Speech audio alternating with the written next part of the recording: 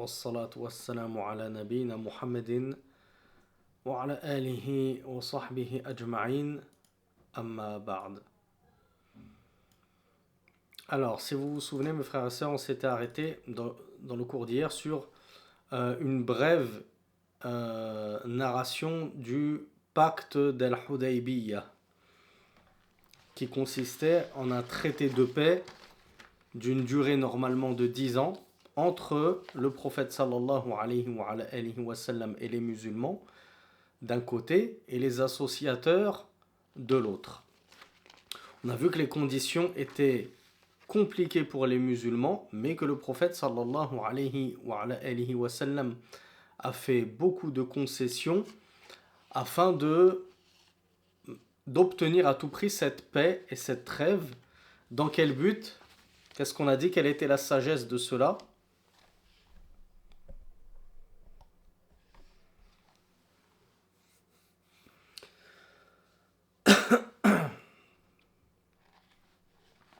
Bravo. Dans le but de pouvoir faire da'wa non plus uniquement à ses plus proches voisins, mais à ce que sa da'wa prenne une toute autre ampleur, à une toute autre échelle, à l'échelle internationale. Donc il visait d'autres pays que son pays. Donc on passe au chapitre Fi Rusulihi, chapitre sur les émissaires du prophète sallallahu alayhi wa sallam. L'imam al-Nawawi nous dit Arsala Amr ibn al-Umayya al-Damri ila al-Najashi. Donc le prophète sallallahu alayhi wa sallam, il envoya Amr ibn Umayya au Najashi. Déjà, c'est quoi ça, al-Najashi? C'est quoi ou c'est qui?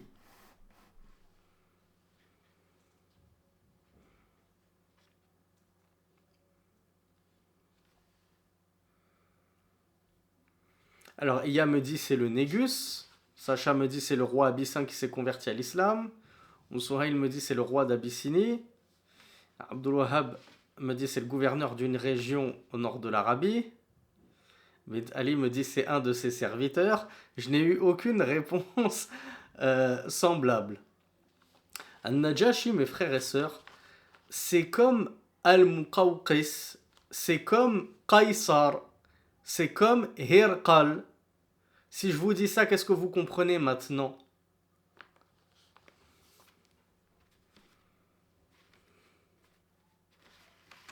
Bravo Msouhail, bravo SK.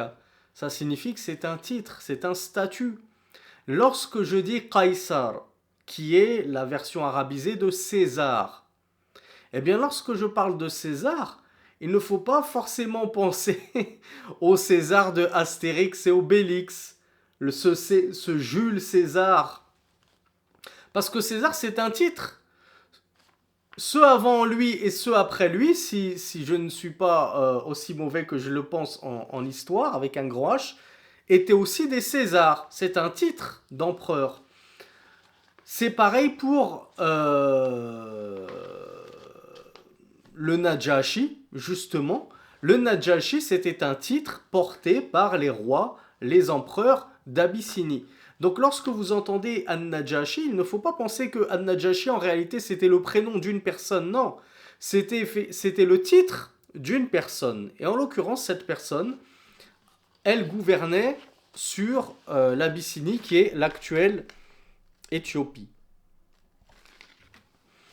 Le prophète sallallahu alayhi wa sallam envoya un émissaire à ce Najashi.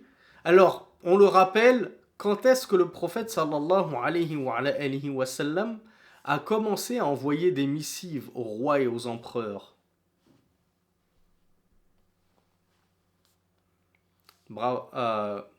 J'allais dire bravo SK. SK m'a dit la 7e année.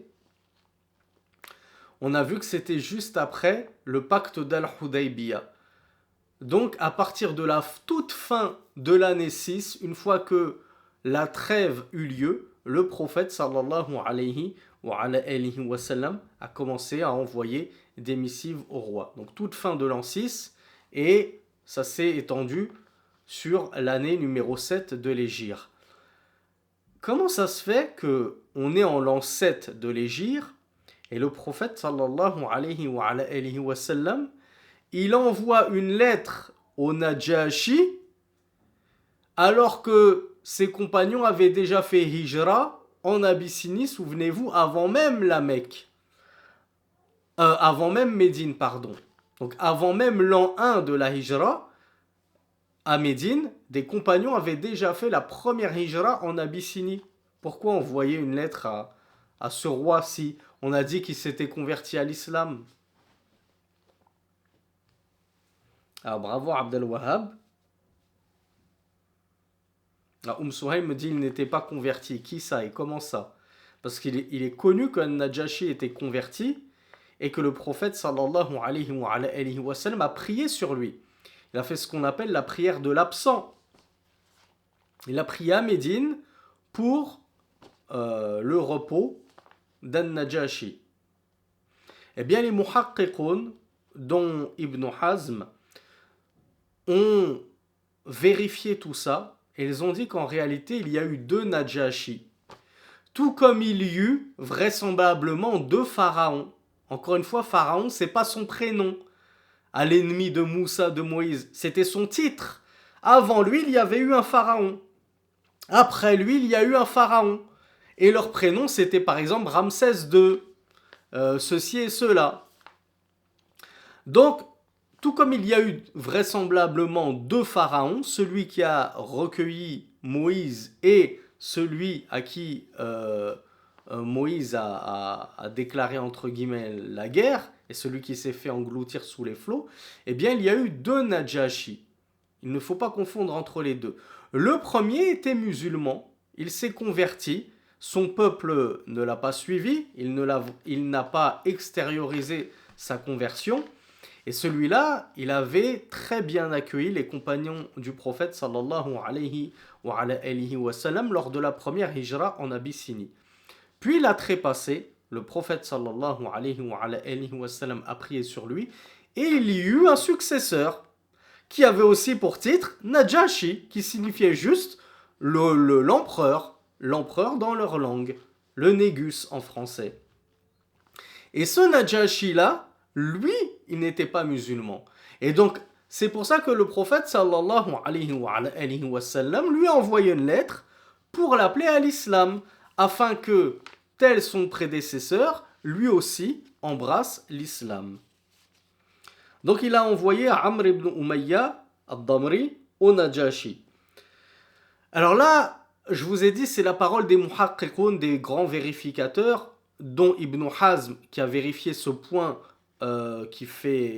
sur lesquels il y a quelques zones d'ombre, et c'est peut-être, wallahu a'lam, l'avis le plus correct, celui qu'on vient de citer, que celui qui a reçu la lettre, c'est pas le Najashi qui s'était converti à l'islam, mais il y en a d'autres qui disent que c'est le même, et c'est l'avis d'An-Nawawi. An-Nawawi nous présente ça comme si c'était exactement le même Najashi, or on a vu que c'est peu crédible. Donc l'imam An-Nawawi nous dit que le Najashi, lorsqu'il a reçu la lettre, فأخذ كتاب رسول الله ووضعه على عينيه, il a pris la lettre du messager d'Allah sallallahu alayhi wa sallam, il la posa entre ses 2 yeux, ونزل عن سريره, il descendit de son trône royal, فجلس على الأرض, il s'assit par humilité envers le prophète et par soumission envers le prophète sallallahu alayhi wa sallam, directement par terre, pour un petit peu montrer que voilà, devant Allah et son prophète, mon titre et mon poste et mon statut ne valent plus rien, je suis un serviteur d'Allah comme les autres. ثم أسلم حين حضره جعفر ibn Abi Talib. Et il s'est converti lorsque lui vint Ja'far ibn Abi Talib, wa hasuna islamuhu, et il pratiqua un bel islam. Mais ça, vraisemblablement, c'est le premier Najashi, et ce n'est pas le second à qui le prophète sallallahu alayhi wa sallam a écrit une lettre. Ensuite, le prophète sallallahu alayhi wa sallam envoya Dihyat ibn Khalifa al-Kalbi بكتاب إلى هرقل عظيم الروم. Alors déjà, Dihya al-Kalbi. Est-ce que ce nom-là vous fait penser à quelque chose? Est-ce que vous avez une anecdote sur Dihya al-Kalbi radiyallahu anhu?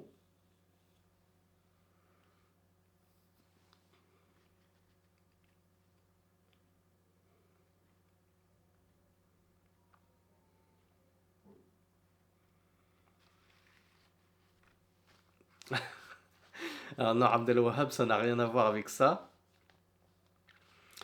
Alors ça, lorsque Jibril descendait au prophète sallallahu alayhi wa sallam, il descendait avec ses 600 ailes sous apparence angélique.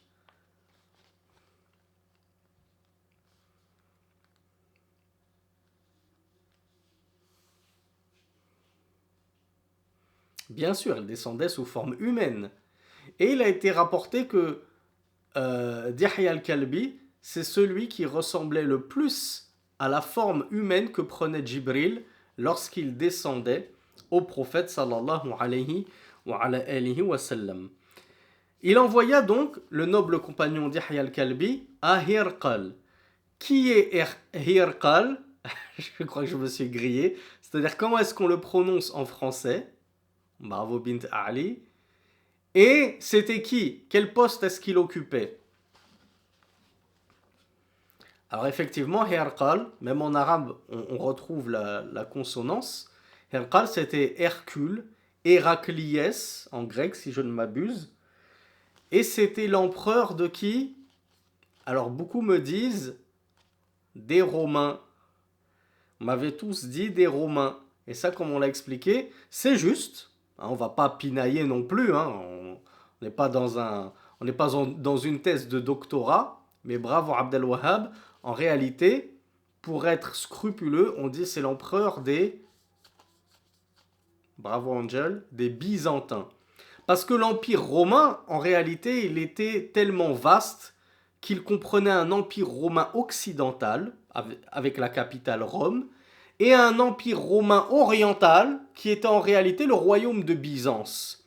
Donc c'est bien de préciser que Héraclius, il était l'empereur du royaume de Byzance. Et d'ailleurs, je m'étais trompé. Alors, je vous le dis pas tout de suite sur la petite erreur le lapsus que j'avais fait dans un cours précédent. Donc, Rasulullah sallallahu alayhi wa sallam lui envoya une missive. Qui connaît un petit peu brièvement l'histoire qui s'était déjà passée avec Hercule avant qu'il ne reçoive cette lettre du prophète sallallahu alayhi wa sallam?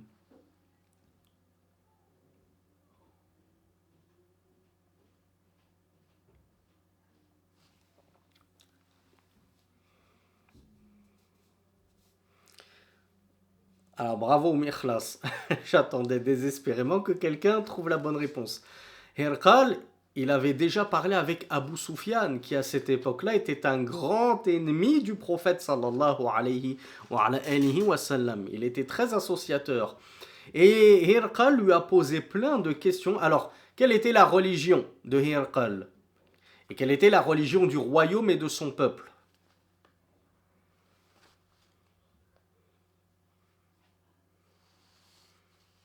Alors, bravo Mariama, bravo Mikhlas, malgré son hésitation, c'était des chrétiens. Donc, ils croyaient en les livres. Et ils savaient qu'un prophète viendrait. Et ils savaient comment le reconnaître. Donc, Herqal, il a entendu parler de cet homme qui prétendait être le prophète annoncé dans leurs livres. Donc, il a posé des questions à Abu Sufyan stratégiques pour démêler le vrai du faux. Et Abu Sufyan, il n'était pas seul, il était avec sa tribu, une partie de Quraysh. Et il a dit, si je n'avais pas peur que mon clan ne me traite de menteur, regardez là, les Qurayshites, quand bien même ils étaient associateurs, ils avaient de nombreuses vertus et ils avaient des mœurs remarquables. Parmi ces mœurs-là, c'était des personnes courageuses, c'était des personnes généreuses, c'était des personnes scrupuleuses et honnêtes. Et donc il a dit, si ce n'était comment on appelle ça, le déshonneur et l'affront qu'on dise que j'ai menti, Ne serait-ce qu'une seule fois qu'on dise Abu Sufyan a menti devant Hirqal, j'aurais menti. S'il était seul, il aurait menti aux questions de Hirqal afin de décrédibiliser le prophète sallallahu alayhi wa sallam. Mais il ne fit que lui dire la vérité. Et que parmi ces questions-là, les gens qui rentrent dans sa religion, la quittent-ils ensuite ou bien restent-ils fermement enracinés dans sa religion? Alors il lui dit au contraire, aucun ne quitte sa religion. Et ça, c'est l'un des signes de la véracité d'une prophétie. Les gens ne quittent pas la religion, en grande majorité. Ils ne font que rentrer en foule et en foule et en foule. À tel point que maintenant, nous sommes quasiment 2 milliards de musulmans. Donc, même s'il y a quelques apostats qui sortent de notre religion, Allah les remplace par une centaine, voire un millier d'autres. Donc il a répondu à toutes les questions en disant la vérité, et donc Hirqal a su que ce messager Muhammad sallallahu alayhi wa sallam était le prophète annoncé dans leur livre. Mais qu'est-ce qu'il a fait? Et regardez encore une fois le mauvais entourage dont je n'ai de cesse de vous parler en permanence. Et ma dernière publication qui remonte à une demi-heure sur les réseaux sociaux fait un écho à cela. N'écoutez pas n'importe qui, ne regardez pas des vidéos de n'importe qui, ne prêtez pas vos oreilles à n'importe qui. Faites attention à qui vous regardez, de qui vous prenez votre science, qui vous fréquentez, avec qui vous marchez. C'est très important. Ils lui ont dit, son mauvais entourage, que si tu embrasses sa religion, à ce Mohammed, ton peuple ne te suivra pas et ils te destitueront et tu perdras ton trône. Alors qu'est-ce qu'il a fait Hirqal à votre avis? Est-ce qu'il s'est converti en cachette comme l'avait fait Al-Najashi, comme l'avait fait Al-Abbas? Eh bien, Al-Najashi, athara dunya. Al-Najashi a préféré cette dunya, il a préféré son trône, son empire, sa richesse, son pouvoir à al-akhira, à la vie dernière. Et alors, il refusa de se convertir à l'islam et d'embrasser l'islam et de se soumettre au prophète sallallahu alayhi wa sallam. Voilà pourquoi par la suite, les compagnons l'ont combattu et l'ont privé de son trône. Et Allah subhanahu wa ta'ala le déchut de son trône et lui retira tout ce pourquoi il avait vécu toute sa vie et il refusa de se convertir. Eh bien, regardez, tu as refusé de te convertir, eh bien, ce n'est pas ça qui t'aura rendu éternel sur terre et qui aura fait que tu repartiras avec toutes tes richesses dans ta tombe. Exactement comme pour Pharaon, c'est la même chose. Les gens préfèrent ad-dunya sur al-akhira et ils oublient que ils vont mourir comme tout le monde et qu'ils n'emporteront jamais leur fortune et leur trésor avec eux.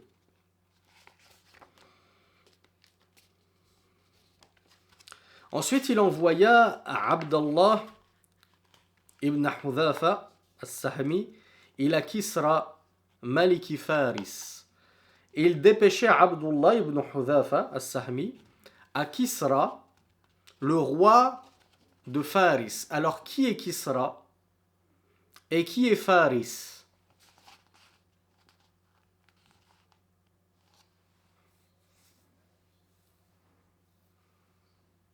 Alors, Kisra, je vous aide un petit peu, parce que je ne lui connais pas de traduction française, je ne connais que la version grecque, c'est Khosroès. Kisra, on l'appelle Khosroès. C'était l'empereur de Faris. Faris, il y a Abdel Wahhab et Boussra qui ont trouvé la bonne réponse. Bravo Mariama. C'est l'empire perse, l'actuel Iran. Quand on le situe sur la carte, alors vous allez me dire sur une carte, il y a l'Arabie Saoudite, la péninsule arabique. Il se trouve où l'empire perse et il se trouve où l'empire byzantin? Abdel Wahhab me dit au nord-est. Bravo Abdel Wahhab. L'empire perse, l'empire perse, il était au nord-est de l'Arabie Saoudite. Donc c'est l'actuel Iran, un petit bout de l'Irak et l'actuel Iran. Et puis très certainement que ça se prolongeait. et les Byzantins, ils étaient juste à côté. C'était deux royaumes, côte à côte, comme ça, qui se livraient bataille. غُلِبَتِ الرُّومُ فِي أَدْنَى الْأَرْضِ وَهُمْ مِنْ بَعْدِ غَلَبِهِمْ سَيَغْلِبُونَ فِي بِضْعِ سِنِينَ لِلَّهِ الْأَمْرُ مِنْ قَبْلُ وَمِنْ بَعْدُ وَيَوْمَئِذٍ يَفْرَحُ الْمُؤْمِنُونَ بِنَصْرِ اللَّهِ etc. etc. Regardez sourate Ar-Rum, sourate les Byzantins. Tu avais l'empire de Byzance à gauche, donc au nord-ouest de l'Arabie Saoudite, et au nord-est, tu avais les Perses. Et ils se livraient une bataille. Et regardez le tafsir de sourate Ar-Rum, sourate les Romains, comme on le traduit de manière anachronique, et plus correctement sourate les Byzantins. Eh bien, ils se livraient bataille comme tous les royaumes ennemis. Dans un premier temps, c'était les Perses qui avaient dominé et vaincu les Byzantins. Allah a fait une révélation dans le Coran, et le prophète a donc fait une prophétie. Il a dit, ont été vaincus les Byzantins, mais dans quelques années, ce seront eux qui prendront leur revanche sur les Perses. Encore une fois, ça c'est l'un des signes de la véracité de la prophétie du prophète sallallahu alayhi wa sallam. Comme je vous l'ai dit dans la playlist sur la biographie du prophète sallallahu alayhi wa sallam sur ma chaîne YouTube, imaginez un petit peu que vous vouliez vous prendre pour un prophète. Vous simulez que vous êtes un prophète. Et là, il y a une guerre entre, par exemple, l'Ukraine et la Russie. Et la Russie, elle a écrasé l'Ukraine. Et vous allez faire une prophétie. Vous allez dire, l'Ukraine, dans quelques années, elle va battre la Russie. Alors qu'elle s'était fait écrabouiller. Donc déjà, tu as une chance sur deux de te tromper. Quand bien même le combat était équilibré, au mieux, tu as une chance sur deux de te tromper. Tu ne connais pas l'invisible. Il n'y a que Allah qui connaît le futur. Et en plus, tu es en train d'accorder, comment on appelle ça dans le tiercé là, un pronostic. Tu es en train de faire un pronostic sur une armée qui était plutôt vue comme défaite et donc comme des perdants plutôt que comme des vainqueurs. Eh bien, Allah a fait cette prophétie. Dans quelques années, c'est les Byzantins qui vont reprendre leur revanche et qui vont dominer les Perses. Et c'est arrivé ainsi. Et Allah nous dit à ce moment-là, les croyants se réjouiront. Pourquoi les croyants se réjouissent que les Byzantins l'emportent sur les Perses? Ah oui, Elias nous dit, tu peux te décrédibiliser avec de telles prophéties, effectivement. Donc qui serait assez fou pour, comme on le dit en français, tenter le diable et s'amuser à faire des pronostics aussi dangereux en te décrédibilisant au cas où ça n'arriverait pas. Comme je vous le disais, souvenez-vous de Paco Rabanne et ses pronostics de fin du monde je sais plus quand est-ce qu'il avait prévu ça, en 2007, là ça remonte à une dizaine d'années. Il s'est complètement décrédibilisé, il a perdu toute crédibilité avec la station Mir, ouais. Mariama me dit que c'était en 2012. Alors, Angel connaît la date précise, 12 décembre 2012. Ça t'a marqué, Angel, les pronostics de Paco Rabanne. Comme je le disais, il devrait se contenter de faire du parfum et laisser les pronostics à Téléfoot. C'était quoi la question que je vous avais posée? Pourquoi les musulmans seraient contents une fois que les Byzantins auraient repris leur revanche? On a dit, l'empereur de Byzance, il était chrétien, et le royaume de Byzance était un royaume romain, donc chrétien. Et les Perses, ils étaient de quelle religion?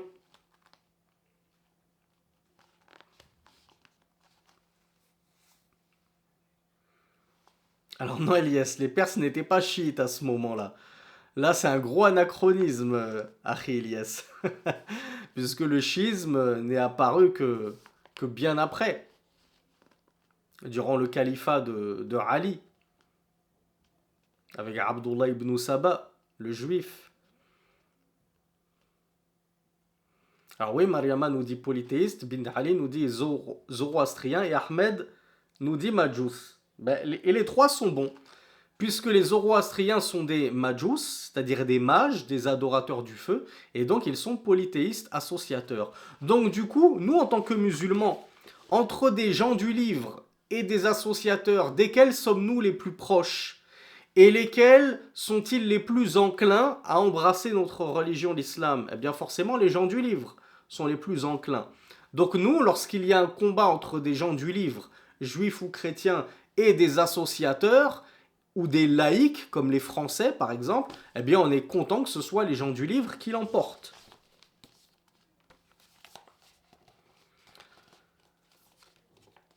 Donc, le prophète sallallahu alayhi wa sallam dépêcha un de ses compagnons avec une missive auprès de Kisra, Khosroès, l'empereur des Perses, associateur, pour l'inviter à l'islam. Et qu'est-ce qu'il fit?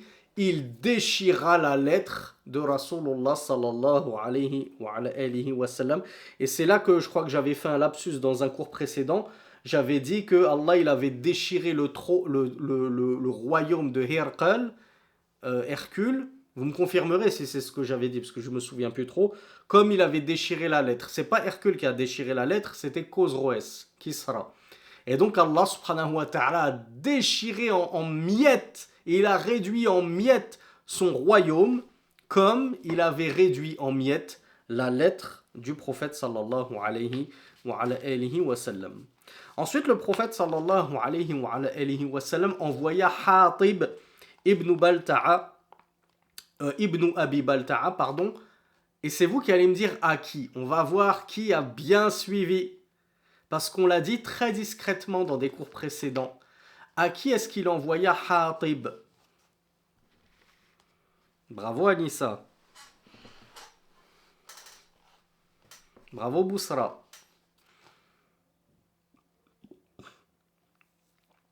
Bravo Mariama.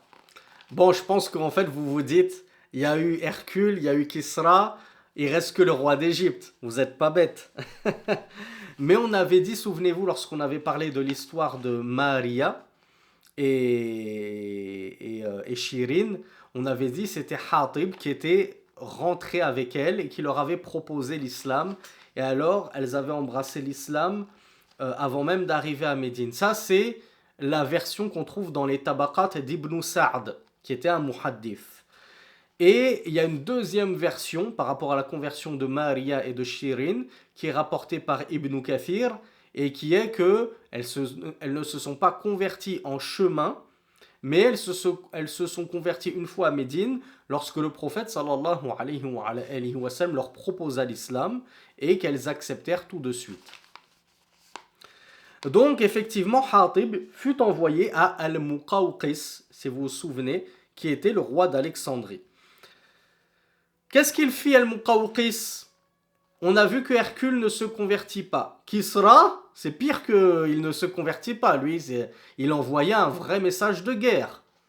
Al-Muqawqis, Al-Najashi, on a vu, celui qui reçut la lettre, en réalité, ne se convertit pas. Son prédécesseur s'était converti. Al-Muqawqis, le roi d'Alexandrie, le roi d'Égypte, est-ce qu'il se convertit ou non?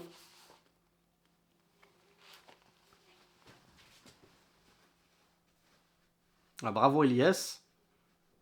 Effectivement, il ne se convertit pas, cependant il tint de bons propos en faveur du prophète sallallahu alayhi wa sallam. Il se montra courtois, obligeant, à tel point qu'il fit de larges cadeaux au prophète sallallahu alayhi wa sallam. Cependant, ce n'est pas pour autant qu'il embrassa l'islam, ou en tout cas, on ne connaît pas de conversion avérée de sa part. L'imam al-Nawawi nous dit qaraba an yuslim. Il était proche de se convertir, cependant il ne se convertit pas. Wa ahda li rasulillah Maria al-Qibtiyya wa ukhtaha Shirin fawahabaha Rasulullah sallallahu alayhi wa sallam li Hassan ibn Thabit. Donc il donna ses deux esclaves et leur grand frère eunuque au prophète sallallahu alayhi wa sallam. Le prophète garda Maria pour lui, il eut un enfant Ibrahim avec elle, elle devint donc une Walad et fut donc affranchie automatiquement une fois la mort du prophète sallallahu alayhi wa sallam. Quant à Shirin, le prophète la donna à son compagnon Hassan ibn Thabit radiyallahu anhu. Ensuite, le prophète sallallahu alayhi wa sallam envoya Amr ibn al-As, qui est quelqu'un que vous connaissez tous, Amr ibn al-As, un très grand compagnon. Il l'envoya aux deux rois de Oman, qui étaient gouvernés donc Oman par deux rois. Ça se trouve où Oman? Ils sont nos amis géographes. Ah, bravo Bint Ali.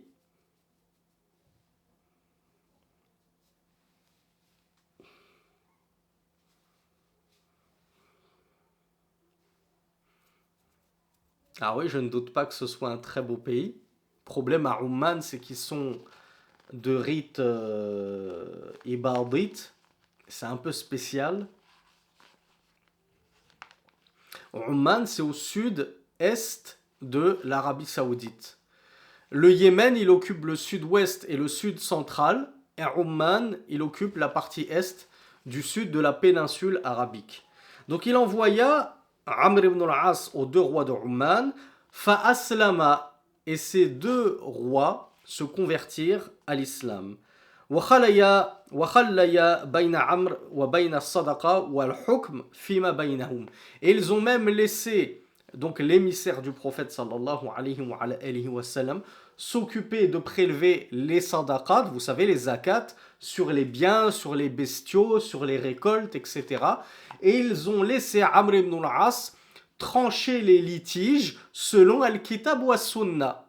Donc quand bien même c'était eux les rois, ils ont tellement été sincères dans leur conversion qu'ils ont laissé l'émissaire du prophète sallallahu alayhi wa sallam prendre un petit peu le commandement religieux et, comme on appelle ça, juridique.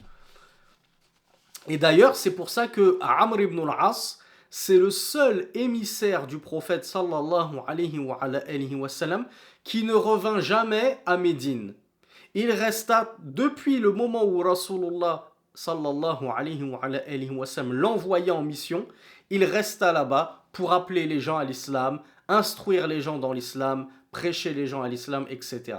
C'est le seul. Tous les autres, à un moment donné, sont rentrés et ont quitté leur poste.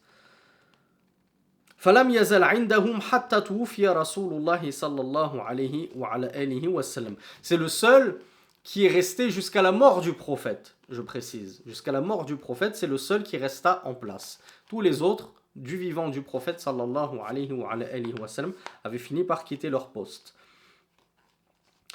Puis il envoya Salit ibn Amr al-Amiri ila al-Yamama ila Hawdha ibn Ali al-Hanafi. Et Hawdha, le dirigeant et le gouverneur d'Al-Yamama, ne se convertit pas. Alors non, Al-Yamama, ce n'est pas du tout Al-Yaman. Ce n'est pas le Yémen. Al-Yamama était une région dans la péninsule arabique. Donc Hawdha, et il ne se convertit pas, ce Hawdha.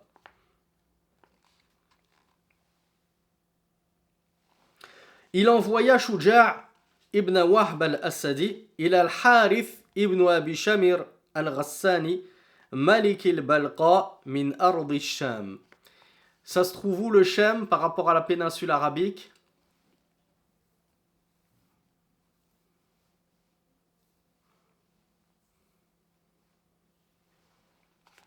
Le Sham, on a dit, c'est le nord-ouest de la péninsule arabique qui est représenté actuellement par la Palestine, la Syrie, la Jordanie, le Liban.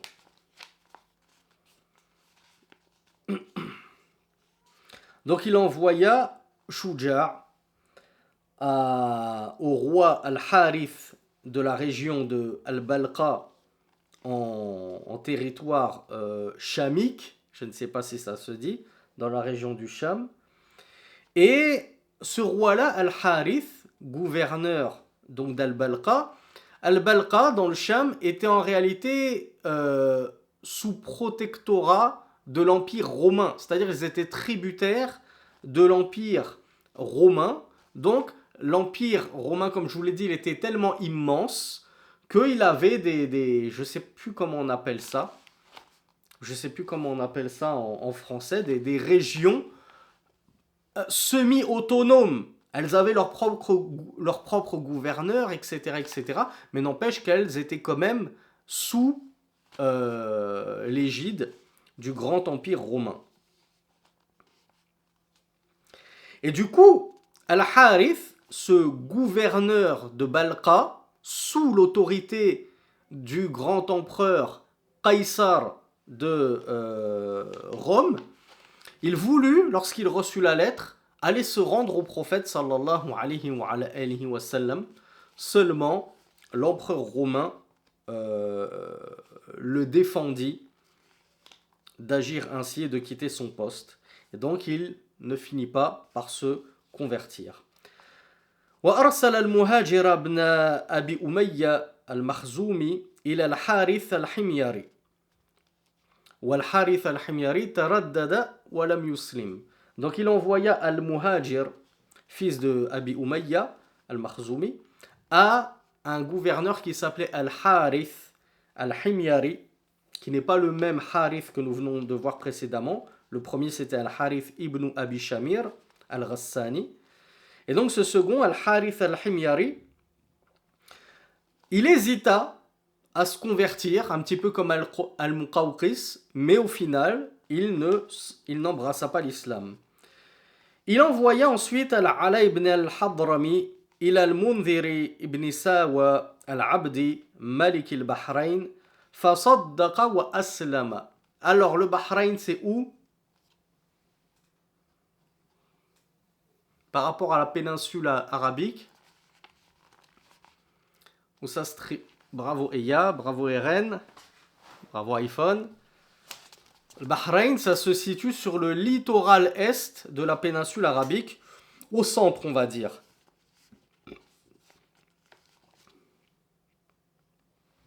Proche du Qatar et du Koweït et des Émirats arabes unis. Vous voyez un petit peu cette région sur le littoral est.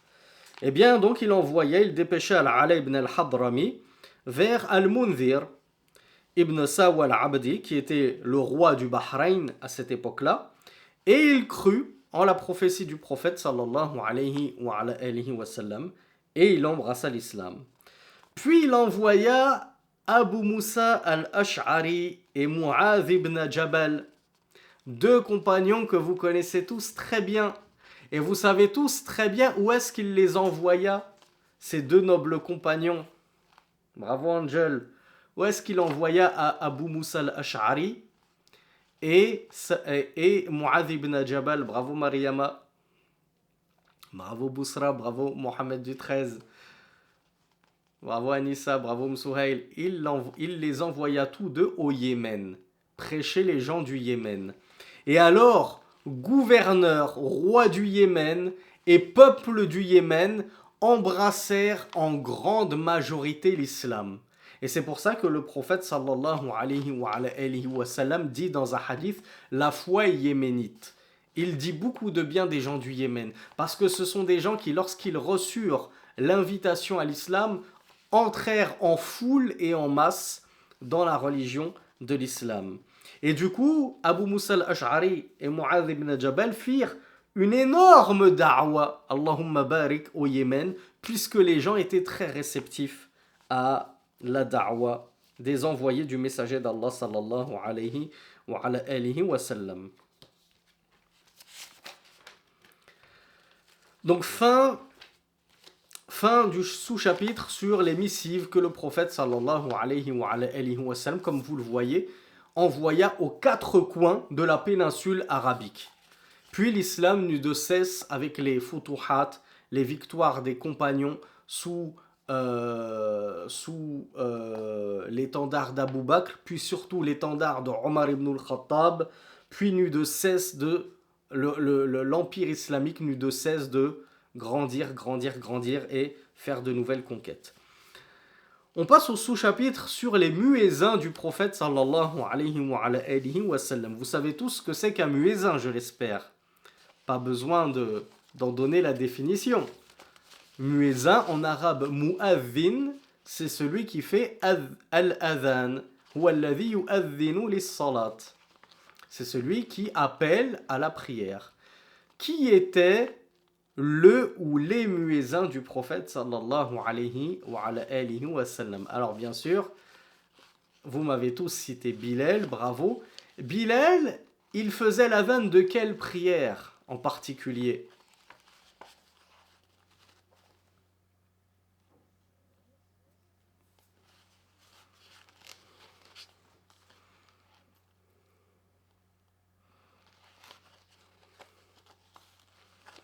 Alors certains me disent le Fajr, mais c'est pas assez précis. Alors Ahmed me parle de Ibn Maktoum. Il a dit Abu Maktoum, mais je sais que il a voulu dire Ibn Maktoum. Bilal, en fait, c'était le mu'adhin ratib. Quand vous entendez ratib, ça veut dire celui qui est en place, en poste permanent. Donc en réalité, Bilal, c'était le muezzin des 5 prières. Cependant, pour l'adhan du Fajr, on avait 2 adhans. Un premier adhan qui était lancé par qui du coup? Je vais vous donner Oh non, je vous le donne pas tout de suite. Qui était le deuxième muezzin du prophète sallallahu alayhi wa sallam? Ah voilà, effectivement, c'est bien Ibn Maktoum. C'est lui qui était aveugle. Du coup, puisqu'il était aveugle, comment est-ce qu'il pouvait lancer l'adhan? Puisque comme vous le savez, l'adhan, c'est pas avec des montres et encore moins avec la radio. L'adhan, c'est je regarde le soleil en fonction du soleil, en fonction de l'ombre, etc. C'est comme ça que je détermine les moments de la prière comme on l'a étudié dans nos playlists sur le fiqh. Ah, bravo Elias.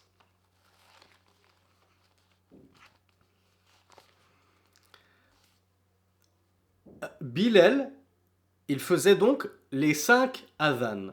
Mais le Fajr, il y avait 2 adhans, et lui, il faisait le premier qu'il lançait avant le lever de l'aube, afin que le jeûneur sache que le temps est proche, et qu'il commence à prendre son sahur, son repas, pour se mettre à jeûner, et que celui qui faisait du qiyamul layl sache que c'est bientôt l'heure de prier le Fajr. Et Ibn Maktoum, lui, lançait l'adhan du Fajr lorsque l'aube s'était bien levée. Et d'ailleurs, comme il était aveugle, c'était les gens qui lui disaient « Asbahta, asbahta ». C'est-à-dire, ça y est, tu es au petit matin, ça y est, le jour s'est levé. Le jour s'est levé parce que l'aube s'est levée. Et la journée commence avec le lever de l'aube, et non pas avec le lever du soleil en islam. Nous, c'est pas le shuruq qui nous intéresse, c'est le as-subh, l'aube. Donc Ibn Maktoum, lui, il faisait le deuxième adhan du Fajr qui avait lieu lorsque l'aube s'était levée et que tout le monde la voyait. Bilal et Ibn Maktoum étaient bien entendu à Médine pour faire les appels à la prière dans la mosquée de Médine du prophète sallallahu alayhi wa sallam. Mais il y a eu bien un muaddin à la Mecque lorsque le prophète sallallahu alayhi wa sallam conquit la Mecque en l'an 8 comme nous l'avons vu. Mariama qui a la bonne réponse. Alors non, ce n'était pas Bilal. Bilal, il ne peut pas être à Médine et à la Mecque en même temps. Faut te décider, Elias. Il ne peut pas se dédoubler. Radiyallahu anhu. Alors, personne d'autre que Mariama ne connaît Abu Mahdhoura. Eh bien, c'est lui que le prophète sallallahu alayhi wa sallam mit en poste à la Mecque pour qu'il dirige l'adhan, les adhan plutôt, à la Mecque.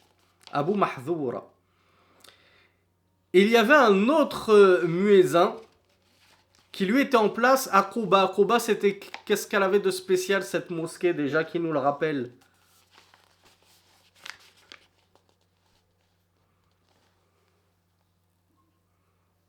Bravo. Bon, je suis content que vous ayez retenu ça. Quba, c'est la première mosquée édifiée en islam. En islam, c'est-à-dire sous l'ère du prophète Mohammed sallallahu alayhi wa sallam. Donc il fallait bien quelqu'un pour faire l'adhan là-bas. Tout le monde ne pouvait pas rester à Médine et on laisse les autres mosquées complètement dépeuplées. Savez-vous qui est-ce qui était chargé de faire l'adhan à Quba?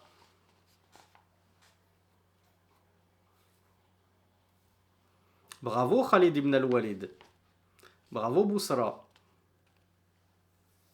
Bravo Mariama. Je ne pensais pas que vous le connaissiez. Sa'd al-Quraz. C'était Sa'd al-Quraz. Et c'était lui qui était chargé de faire l'adhan à Quba. Voilà pour les muezzins du prophète sallallahu alayhi wa alayhi wa sallam.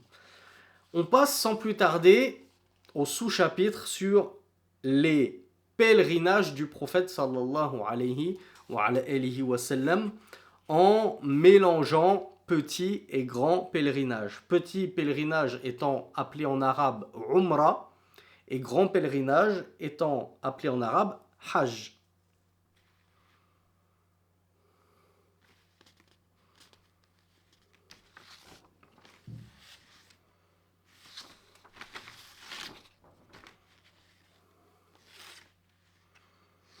Alors, j'allais poser la question, je vois qu'il y a Abdel Wahab et Mariama qui ont déjà apporté la réponse. Ils commencent à me connaître et à savoir par avance, à deviner par avance quelle question je vais poser. Combien est-ce que de grands pèlerinages fit-il, le prophète sallallahu alayhi wa sallam, et combien de petits pèlerinages fit-il? Alors bravo à Boussra qui m'a aussi apporté la bonne réponse. Bravo Cilia. Bravo Qayyim, bravo Yazid. Ouh là là, alors là, beaucoup de bonnes réponses. Je suis impressionné. Le prophète sallallahu alayhi wa sallam, il fit 4 Umar, pluriel de Umrah, donc 4 petits pèlerinages, et il fit un seul grand pèlerinage. L'imam al-Nawawi nous dit Thabata fi sahihayn, il a été établi dans les deux authentiques. أن النبي صلى الله عليه وعلى آله وسلم اعتمر 4 عمر بعد الهجرة ولم يحج إلا حجة واحدة وهو alors c'est vous qui allez me le dire. Il fit donc 4 umrah, bien sûr après la hijra. Est-ce que le prophète sallallahu alayhi wa sallam faisait des pèlerinages avant la hijra?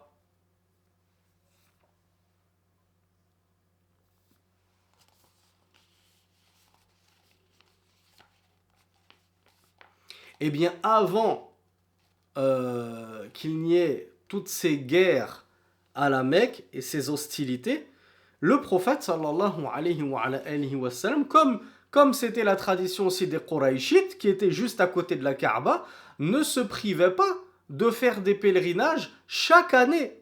Donc il a été rapporté que le prophète sallallahu alayhi wa sallam, chaque année, faisait le pèlerinage. Donc là, ce qui nous intéresse, c'est après, une fois l'époque médinoise et le prophète sallallahu alayhi wa sallam installé à Médine avec ses compagnons et les législations qui commençaient à descendre, dont la législation du combat, du djihad, comme nous allons le voir, Inch'Allah, combien à ce moment-là est-ce qu'il a pu faire de Umrah et de Hajj? Donc l'imam al-Nawawi nous dit 4 à l'unanimité des savants et un seul pèlerinage. Comment il s'appelle ce seul pèlerinage qu'il a fait? Bravo Boussra, bravo Mariama, bravo Angel, bravo Inès, bravo Sacha, bravo Célia, bravo Ahmed et bravo iPhone. Le pèlerinage d'adieu, Hajjatul Wada'. Pourquoi est-ce qu'il s'appelle le pèlerinage d'adieu? Pourquoi Hajjatul Wada'?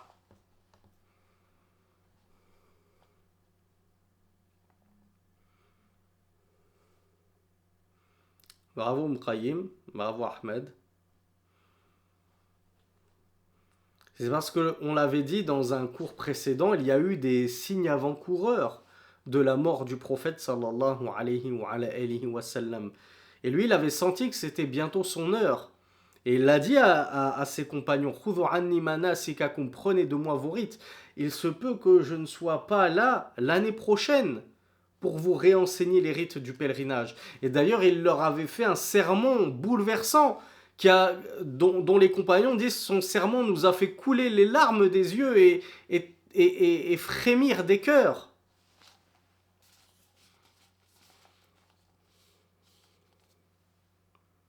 Alors en quelle année est-ce qu'il a eu lieu? Je vois que Cilia m'a apporté la bonne réponse.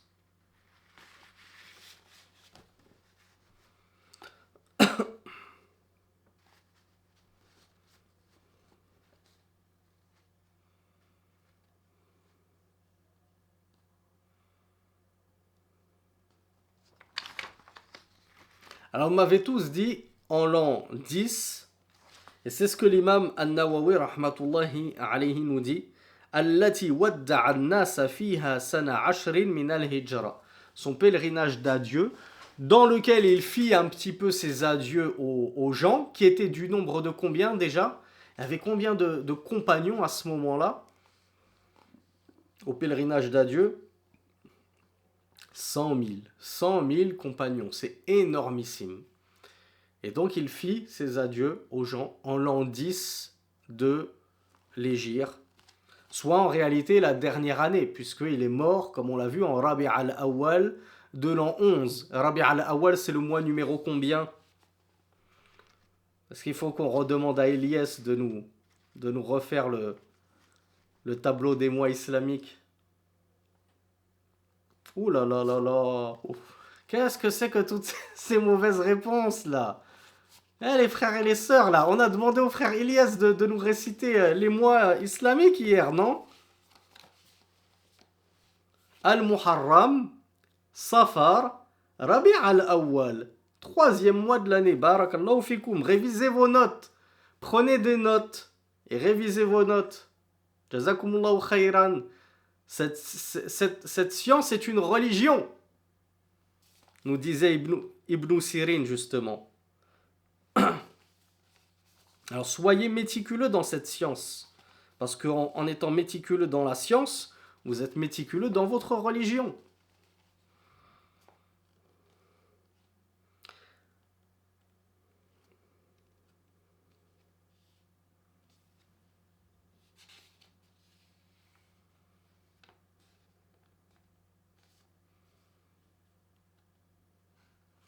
Alors après, l'imam An-Nawawi passe directement au Ghazwa. Moi, je veux qu'on revienne un petit peu sur les pèlerinages du prophète sallallahu alayhi wa sallam, qui va être capable de me détailler très rapidement les 4 petits pèlerinages du prophète sallallahu alayhi wa sallam. Ces 4 umrah.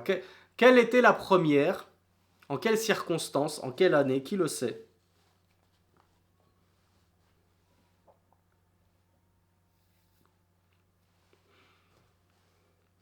La première, vous devriez être au courant. Bravo Abdel Wahhab, on en a parlé hier. On a terminé là-dessus hier, lorsqu'on a longuement parlé de Sulh al-Hudaybiyah, le pacte d'al-Hudaybiyah. Comment ça se fait que le prophète était à al-Hudaybiyah à ce moment-là, tout proche de la Mecque? Parce que, rappelez-vous, il était parti avec ses compagnons pour entreprendre une umrah. Il avait même ramené les bêtes à sacrifier pour la umrah. Seulement, voilà, il y a eu ce traité de paix dont l'une des clauses était « Vous ne faites pas la Umrah cette année-là. Vous rentrez chez vous et vous la ferez l'année prochaine. » Et le prophète sallallahu alayhi wa sallam a accepté. Malgré tout, alors qu'ils étaient déjà en état de sacralisation, ils avaient fait ce qu'on appelle al-ihram, et c'est pourquoi certains compagnons avaient refusé d'immoler leurs bêtes, parce qu'ils se sont dit, on nous a empêché de la faire à la Umrah. Pourquoi on va immoler une bête? Et Rasulullah sallallahu alayhi wa sallam avait pris conseil auprès de son épouse Salama, comme on l'a vu hier dans la partie questions-réponses, donc je le dis ici très rapidement. Et Salama lui avait dit, sors de ta tente, rase-toi, immole ta bête et tu verras, ils te suivront. Et donc Rasulullah sallallahu alayhi wa sallam, aux yeux de tous, il s'est rasé, il a immolé sa bête devant tous les compagnons, donc il s'est désacralisé, et alors tous les compagnons ont suivi et ont immolé leur bête et se sont désacralisés. Et ils auront, comme nous le disent les mashaykh, la récompense de cette umrah, quand bien même ils ont été empêchés de la faire, cette umrah-là. Donc ça, c'était la première qui eut lieu en l'an 6. En quel mois déjà?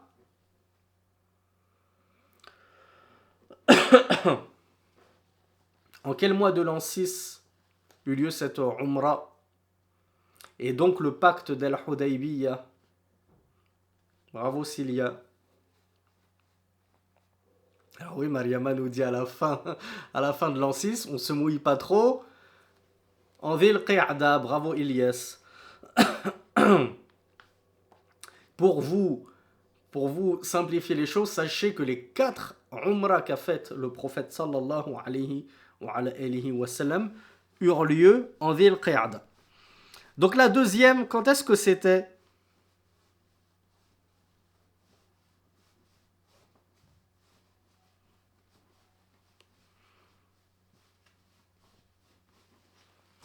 Bravo. Comme on vient de le dire, l'année suivante, c'était le pacte. Les associateurs s'étaient engagés à le laisser faire sa Umrah, mais l'année prochaine. Donc du coup, en Dhil Qa'da de l'an 7 de l'Hégire, le prophète sallallahu alayhi wa sallam put un petit peu rattraper la Umrah qu'il n'avait pas pu faire l'année précédente. Du coup, quel nom porte-t-elle en arabe cette Umrah-là qu'il fit en l'an 7?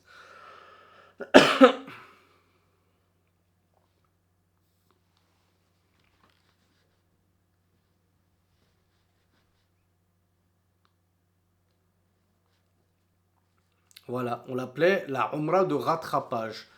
Umratul Qada ou Umratul Qadiyya, c'est-à-dire c'est la Umrah pour rattraper, compenser celle qu'on n'avait pas pu faire. Mais comme je vous l'ai dit, ils auront la récompense des deux Umrah. Inch'Allah. Il y a une troisième Umrah. Savez-vous quand est-ce qu'elle a eu lieu, quand elle a eu lieu? Bravo. L'année suivante, ils sont repartis en Umrah en l'an 8. Et enfin, la quatrième Umrah, quand est-ce qu'elle a eu lieu? Dans quelles circonstances particulières?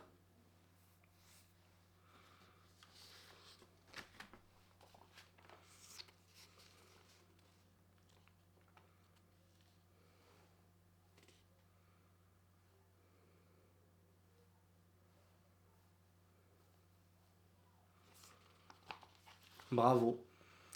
La quatrième Umrah eut lieu durant le pèlerinage d'adieu. Vous savez qu'il y a plusieurs façons de faire un grand pèlerinage, et notamment avec le rite al-Qiran, donc le fait de rentrer une Umrah dans un grand pèlerinage, et c'est ce qu'a fait le prophète sallallahu alayhi wa sallam ici. Il fit une Umrah en tant que Qarin, en tant que pratiquant le rite du Qarin pour faire une Umrah et un pèlerinage dans la foulée. Et du coup, c'est à ce moment-là qu'il a fait sa quatrième et dernière Umrah durant son pèlerinage d'adieu. Euh, en... Donc en l'an 10, hein, on est d'accord en l'an 10, pour la dernière Umrah et du coup pour le Hajj. Le Hajj, le pèlerinage, on a vu qu'il a tout. En réalité, vous le savez, hein, on en a déjà parlé souvent, il a toujours existé. C'est pourquoi même ceux qui étaient restés sur le monothéisme d'Abraham, Millatu Ibrahim, ils pratiquaient aussi le pèlerinage même s'ils le faisaient tout nu. Hein, ils avaient complètement dévié, ils commençaient à le faire tout nu, mais n'empêche qu'ils avaient gardé ce rite de l'ancienne religion d'Abraham. Donc le Hajj, c'était pas une nouveauté du prophète Mohammed sallallahu alayhi wa sallam. Savez-vous quand est-ce que Allah subhanahu wa ta'ala l'a prescrit, dans le sens il l'a rendu obligatoire? Une fois au moins dans la vie de tout un chacun, il est obligatoire de faire son pèlerinage. Al-Hajj, le grand pèlerinage. Quant à la Umrah, il y a divergence. Chez nous, les Hanabila, c'est aussi obligatoire à la Umrah.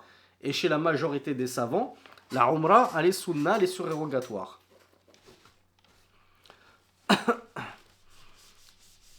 Alors on me dit à Médine, oui, vous ne vous êtes pas trop mouillé, effectivement, qui va m'apporter un peu plus de détails.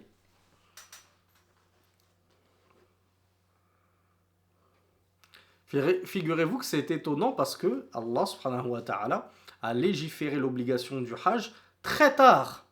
Très très tard. Du coup, en l'an 9. En réalité, il l'a légiféré en l'an 9. C'est en l'an 9 que le Hajj est devenu obligatoire. Vous pourriez me dire, le Hajj c'est très important, faut pas jouer avec. Quand on a la santé et les moyens, il convient de le faire le plus tôt possible et de ne pas le retarder alors qu'on en a la capacité.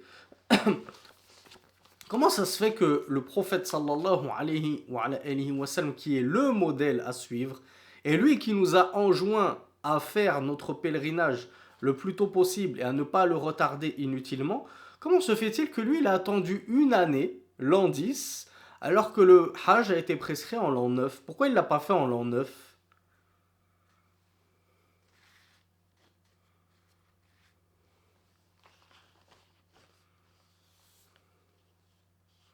Alors iPhone me dit c'était compliqué avec Quraysh. Non, ils étaient en...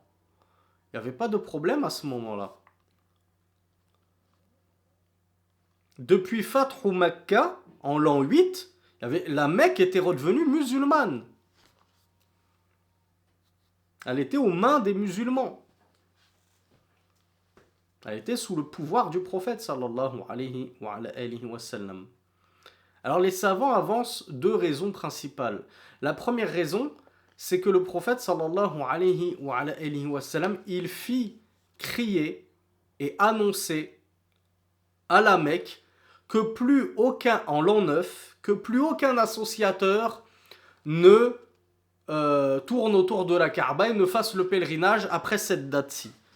Donc le prophète sallallahu alayhi wa sallam, il a un petit peu purifié la Kaaba et les rites du pèlerinage de la présence des associateurs à partir de l'an 9. Donc s'il l'avait fait en l'an 9, il aurait été encore mélangé à ces associateurs qui continuaient à se rendre pour pratiquer les rites du pèlerinage. Donc à l'an 9, il a fait cette annonce-là et il a attendu que l'annonce se soit bien propagée, que tout le monde soit au courant et que plus aucun associateur ne soit là pour pouvoir le faire l'année suivante en l'an 10 en étant entouré que des musulmans et qu'il ne soit pas gêné par les adorations païennes des associateurs. Et également, je crois que l'un d'entre vous, non, personne ne me l'a dit, il y a Ahmed qui me disait qu'il avait des choses urgentes à faire, mais il ne m'a pas précisé ce que c'était. Il y a des savants qui disent qu'il était aussi occupé à prêcher les gens, à faire da'wa aux gens. Et donc, c'est pour ça qu'il ne put participer au Hajj à ce moment-là. Comme on l'a vu avec les lettres et les missives à partir de la fin de l'année 6 et surtout de l'an 7, et sa da'wa prit une ampleur phénoménale et donc il était occupé à faire da'wa. Donc très brièvement, vous m'autorisez 10 minutes, on essaye d'aller vite, comme ça on essaie de terminer les razawat et les saraya. Comme ça demain, Inch'Allah, on consacre le cours au akhlaq al-nabi, ses bonnes mœurs. Donc déjà, quelle différence entre Razwa et Sariya? Sachant que les deux sont ce qu'on appelle en français des expéditions militaires. Ce qu'on appelle le djihad fi sabilillah. C'est la lutte dans le sentier d'Allah. Mais quelle différence entre Razwa et Sariya? Qui d'entre vous le sait?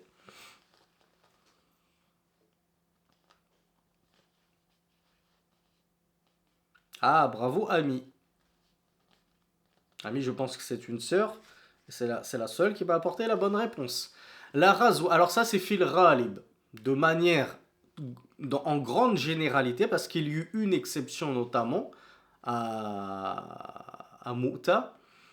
La razwa, c'est une bataille à laquelle prit part le prophète sallallahu alayhi wa sallam lui-même. Et une sariya, c'est une expédition militaire que dépêcha le prophète sallallahu alayhi wa sallam, mais à laquelle il ne prit pas part lui-même.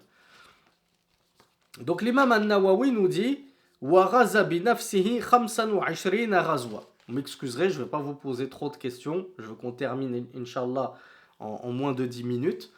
L'imam al-Nawawi nous dit que le prophète sallallahu alayhi wa sallam fit de lui-même 25 razwa, c'est-à-dire qu'il y a eu 25 batailles auxquelles le prophète sallallahu alayhi wa sallam prit part lui-même. Et ceci est ce qui est connu. Et il avance des noms de savants qui ont soutenu cet avis-là. Et il nous dit et il fut dit qu'elles étaient au nombre de 27. Et l'imam et le cheikh Mohamed Méziane nous explique ce que maintenant on a bien compris quand il y a généralement des divergences entre les nombres. C'est parce que certains considèrent que cette bataille-là, en fait, elle était deux batailles. Parce qu'il est parti au même moment, mais après telle bataille, il s'est tout de suite rendu à une autre bataille, un peu plus loin. Et du coup, il y en a qui considèrent que c'était la même expédition, parce qu'il est parti de base au même moment, et que dans la foulée, il a fait une seconde bataille. Et il y en a qui les disent, ben non, c'est deux batailles différentes, puisque c'est deux emplacements différents contre deux ennemis différents.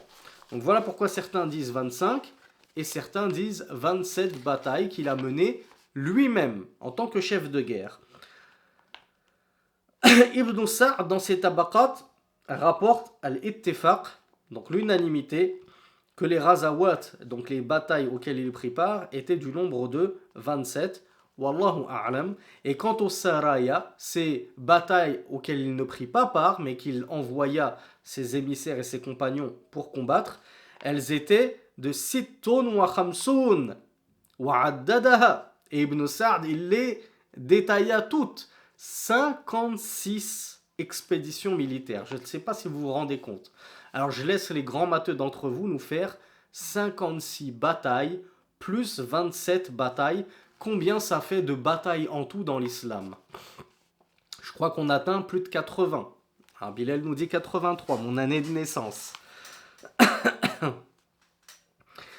Et ça, c'est pour répondre à nos amis bisounours de l'islam qui ont peur de dire la vérité, qui ont peur qu'on leur retire le précieux sésame, le passeport français. Hein. Je ne veux pas qu'on m'enlève ma chair à la mosquée, je veux qu'on me laisse continuer à prêcher l'islam de France, l'islam républicain et laïque et bien aseptisé, et qui disent c'est faux, l'islam ne s'est pas propagé par l'épée, l'islam c'est la religion des bisounours, on a des grands cœurs sur la poitrine, et on donne notre cœur à tout le monde, même aux mécréants et à nos ennemis, et on aime tout le monde. et vous voyez de qui je parle. Alors que le prophète sallallahu alayhi wa sallam a lancé, à défaut de d'y avoir pris part par lui-même, 83 batailles. C'est énorme. Et attention, quand est-ce qu'elles ont commencé ces batailles? Parce que vous pourriez vous dire, 83 batailles en 23 ans de prophétie, bon ça va, c'est pas non plus fou. Mais en réalité, quand est-ce qu'elles ont commencé ces batailles? Alors oui, vous me dites à Médine, effectivement, déjà elles ont commencé lorsque Allah subhanahu wa ta'ala en donna la permission. Parce que le prophète sallallahu alayhi wa sallam et ses compagnons attendaient qu'Allah leur donne la permission de combattre et de cesser de prendre sur eux comme ça. Donc on est passé d'une stratégie défensive où on essayait de se défendre contre les Qurayshites et les ennemis à une stratégie offensive. Là c'est Allah qui nous dit maintenant allez combattre. Et aller combattre l'ennemi, afin que la parole d'Allah subhanahu wa ta'ala soit la plus haute sur terre. Donc, ces guignols de l'islam qui vous disent que le djihad en islam, en réalité, c'est juste un djihad défensif. On se protège. Non, c'est faux. Il y a deux djihad. Oui, il y a le djihad défensif et il y a le djihad offensif, où c'est les musulmans qui d'eux-mêmes allaient faire la guerre. Mais quand est-ce qu'ils faisaient la guerre? D'abord, ils faisaient da'wa. Bien sûr, le djihad offensif, il répond à comment on appelle ça? Il répond à un refus d'accepter la da'wa. C'est-à-dire qu'avant, Rasulullah, comme on l'a vu, sallallahu alayhi wa sallam, il envoya des lettres pour prêcher les peuples, comme Youssouf l'avait fait avec qui? Avec qui il avait fait ça? Sulayman, pardon. Sulayman l'avait envoyé une lettre à qui? À quel roi? Bravo. Quelle reine? La reine de Saba. Et lui avait dit, voilà, rends-toi à moi soumise. Tu dois te soumettre à moi, c'est comme ça. Donc c'est pas Mohammed sallallahu alayhi wa sallam qui était un barbare, etc., etc. C'est comme ça. Lorsque Allah subhanahu wa ta'ala, il envoie un messager dans une région, tout le monde doit se soumettre à ce messager. Ça n'existe pas un roi dans la région qui dit non, moi, ça me plaît pas votre religion, j'embrasse pas votre religion et je continue à mener mon petit bonhomme de chemin tranquille comme ça. Non, vous devez tous vous soumettre à l'islam, à la religion d'Allah subhanahu wa ta'ala. Donc c'est la même chose, Rasulullah prêchait les gens, comme on l'a vu, des rois ont accepté, eh bien, le prophète sallallahu alayhi wa sallam les a conservés à leur poste, il les a laissés en poste. À partir du moment où ils se sont soumis, eh bien, restez rois, dirigez, mais vous dirigez selon Al-Kitab wa Sunnah, avec les directives que vous donne le compagnon, l'émissaire que je vous ai envoyé. Quant à ceux qui refusaient, qu'est-ce qui se passait? À partir du moment où ils refusaient, Rasulullah sallallahu alayhi wa sallam, lui, il a reçu l'ordre de la part d'Allah subhanahu wa ta'ala de combattre jusqu'à ce que les gens attestent qu'il n'y ait d'autre Dieu qu'Allah, que Mohammed est son prophète et son envoyé, qu'il s'acquitte de la prière et qu'il donne la zakat. S'ils font ceci, comme on l'a vu dans un hadith dans la playlist des Arba'in al-Nawawiyya, ils auront préservé de moi, là c'est Rasulullah qui parle, sallallahu alayhi wa sallam, s'ils font ceci, ils auront préservé de moi leur bien et leur sang. Ils gardent leurs biens et ils sont sacrés, inviolables dans la sacralité de leur vie. Mais s'ils refusent cela, eh bien moi je poursuis mon expansion de da'wah jusqu'à ce que le monde entier ait reçu cet appel. Et celui qui ne veut pas me laisser passer, qui me barre le chemin, qui barre le chemin à cette da'wah, et qui ne veut pas se soumettre, et au moins, à défaut d'être combattu, qu'il paye la jizya, lui c'est non, ni je vous paye la jizya, ni je vous paye le tribut, pour vivre sous protectorat islamique, ni je me convertis, lui il n'a d'autre choix que de se confronter à la bataille. Donc voilà pourquoi c'est un mensonge énorme de prétendre que l'islam ne s'est pas propagé par l'épée. Oui, il ne s'est pas propagé que par l'épée, mais bien entendu qu'il se propagea également par l'épée, et la preuve en est ces 83 batailles. En l'espace de combien de temps? On a dit la première bataille de l'islam eut lieu en l'an 2 de l'Hégire. Allah donna la permission. Je vous ai, je crois, noté la source du verset, parce que je savais que vous allez me demander la source. Le verset numéro 39 de la sourate Al-Hajj, le pèlerinage. Udhina lilladhina yuqataluna bi annahum zulimu, inna Allaha ala nasrihim laqadir. Permission est donnée à ceux qui combattent alors qu'ils ont été injustement combattus et privés de leurs droits, etc. Alors qu'ils ont subi une injustice, certes Allah est certes très capable de les secourir. Donc dans ce verset 39 de Sourate Al-Hajj, le pèlerinage, Allah donna enfin la permission à ceux qui ont tant reçu d'injustice de la part des associateurs de maintenant combattre et de s'imposer par la force. Et ça, la première bataille eut lieu en l'an 2, la bataille de Badr.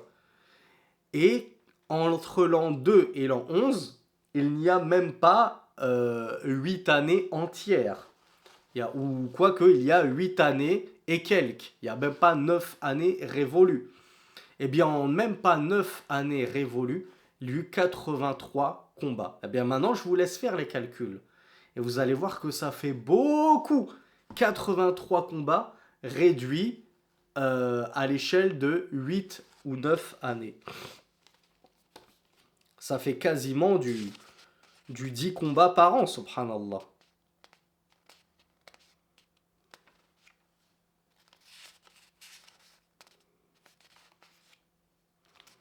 « 9,5 batailles par an », me dit Bilal. Vous imaginez un petit peu, vous imaginez 9 batailles par an, il y a 12 mois dans l'année. Alors on ne dit pas que c'était comme ça, hein. C'est juste pour faire une grosse moyenne. Mais bien sûr que ça ne s'est pas passé comme ça de manière périodique. Hein. Tous les mois on part en guerre et tout. Mais imaginez-vous, la moyenne sur les 8-9 années, ça fait 9 batailles par an, sachant qu'il y a 12 mois dans l'année. C'est presque une bataille par mois. Ils n'ont plus connu le repos. Ils n'ont plus connu le repos, subhanallah.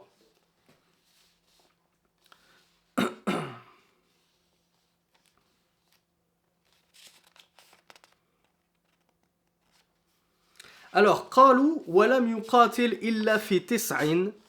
Et les savants ont dit que le prophète sallallahu alayhi wa sallam, dans ses 25 ou 27 expéditions auxquelles il prit part, cependant, il ne combattit que dans 9 batailles. Il y eut Badr, et c'est les 9 plus grandes. Il y eut Badr, donc en l'an 2. Il y eut Uhud en l'an 3. Il y eut Al-Khandaq. Qu'est-ce que c'est que Al-Khandaq? Quel est l'autre nom de cette bataille? Et qu'est-ce que ça veut dire Al-Khandaq? Ah, bravo Abdel Wahhab. Al-Khandaq, c'est la bataille de Al-Ahzab. Il y a une sourate qui porte le nom de Al-Ahzab, les coalisés. Pourquoi Al-Khandaq? Parce qu'Al-Khandaq, ça veut dire la tranchée. Et c'est Salman al-Farisi qui avait dit au prophète sallallahu alayhi wa sallam, tu sais, nous on pratique une certaine stratégie militaire qui consiste à creuser une grande tranchée. Une tranchée, c'est un grand trou tout le long de nos lignes de défense afin que l'ennemi ne puisse pas traverser et venir nous attaquer. Donc, c'était la bataille d'Al-Khandaq ou la bataille d'Al-Ahzab, les coalisés, qui eut lieu en l'an 5 de l'Hégire. Puis il y eut la bataille de Bani Quraïza, qui eut lieu juste après la bataille des coalisés. Puis il y eut la bataille des Bani al-Mustaliq, qui eut lieu donc après en l'an 6. Puis il y eut la bataille de Khaybar, qui eut lieu en l'an 7. Puis il y eut Fathu Makkah, donc la conquête de la Mecque en l'an 8. Puis il y eut Hunayn, donc la grande bataille de Hunayn, qui fut suivie de la bataille de Taïf immédiatement, les deux qui ont eu lieu également en l'an 8. وهذا على قول من قال فتحت مكة عنوة.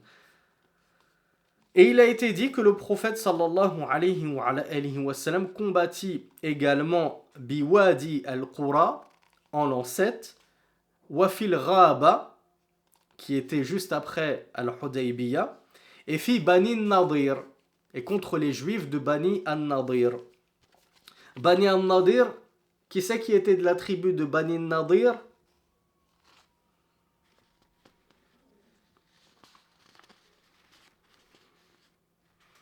Je vous avais posé la question, on avait vu ça lors des femmes du prophète sallallahu alayhi wa sallam, la fille de Huyay, je lui avais dit c'était où Huyay? Huyay, il y avait un frère ou une soeur qui m'avait dit Banu Nadr. Je vous ai dit Ibn Huyay, il était d'où? Il y en a une ou un qui m'avait dit Banu Nadr. Il ne faut pas confondre Banu Nadr et Banu An-Nadir. Banu Nadir, c'était des juifs. Alors qu'An-Nadr, c'est la tribu de An-Nadr, Banu Nadr, c'est Nadr ibn Kinana, dont est l'un des ancêtres du prophète sallallahu alayhi wa sallam. Et Huyay, qui était de Banu Nadir, il fut tué à Khaybar, comme on l'avait vu dans le chapitre sur les épouses du prophète sallallahu alayhi wa sallam. Donc on a terminé les propos de l'imam An-Nawawi. Je regarde juste si je vous ai pas noté des notes importantes. Donc je vous disais, le prophète sallallahu alayhi wa sallam n'avait pas pu faire le hajj en l'an 9 parce qu'il était occupé à prêcher. Pourquoi est-ce qu'il était occupé à prêcher et à prêcher qui? Parce que c'était ce qu'on appelait en l'an 9 Aam al-Wufud. C'est l'année après la conquête de la Mecque où tous les Arabes des quatre coins de la péninsule arabique ont compris que si le prophète sallallahu alayhi wa sallam avait réussi à récupérer la Mecque après en avoir été chassé, c'était forcément qu'il était secouru par le Seigneur des mondes. Et donc, ça a eu un impact colossal dans le monde musulman, dans la péninsule arabique. Les gens se sont mis à croire en le prophète et à affluer en masse pour venir voir le prophète sallallahu alayhi wa sallam. Donc c'est ce qu'on appelle l'année des délégations. Il y avait des délégations des quatre coins de la péninsule arabique qui venaient prêter allégeance au prophète sallallahu alayhi wa sallam, à s'informer sur l'islam, puis à retourner à leur peuple en tant qu'émissaires et prédicateurs de l'islam.